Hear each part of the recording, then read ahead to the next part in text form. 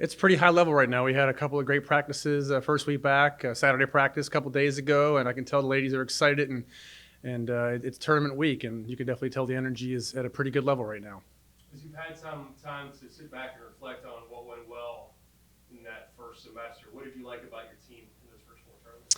Yeah, we always talk about finding our identity, and it was really exciting to kind of see the group come together and forge their own identity and really come together as a group. So, yeah, just a lot of aggressiveness, I think a lot of excitement, a lot of great energy, and really just the consistency, I think, is at a new level this year. I think we've shown, flashes of being a top team the past couple years, but the consistency wasn't there, I think, on a match-to-match, day-to-day basis, and I think we've seen that elevate this year, and we're looking to continue with that.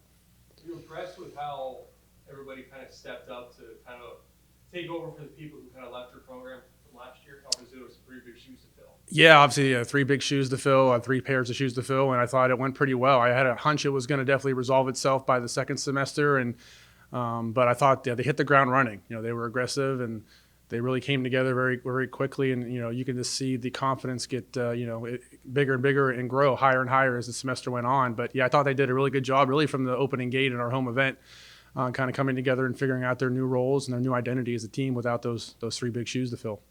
I know people were probably gone for a while, on break and things like that. But what did you work on as a team? What did you tell others to work on their own, between the last 2 months? Yeah, the semester break's always tricky. But these ladies are, very self-disciplined and just driven on their own. So, many of them bowled events over break. Some of them obviously bowling Canadian trials and Team USA trials, but others bowling other events. And those that didn't bowl events, stayed in touch with videos and just, optional videos, of course, and all optional practices, but really stayed in touch to have practice plans and be disciplined. And obviously you want to balance that with some break and some, R&R and refreshing yourself a little bit over break. But I think they all found a pretty good balance of that in their own way. And they all look pretty sharp coming back. How important is it for those trial tournaments or any kind of break tournaments to keep everybody sharp? Like, how important are those types of competitions if you get good results like we had? Yeah, it's very important. I think you got to keep those competitive juices flowing, those wires sharp.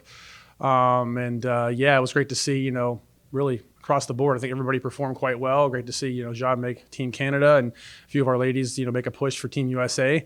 I think it's very important to stay sharp. Nothing really beats tournament reps when it comes down to it. So I think we're ready. And moving into this weekend, just what are your expectations for this weekend? I know it's a really large field with some really high caliber teams. What are your kind of, expectations and goals for this weekend? Yeah, this might be one of the biggest events I've ever seen. 34 teams signed up. I think, over 20 ranked teams there. It's going to be an incredible field, and we're excited. I think we're pretty used to these types of fields. We're pretty battle tested.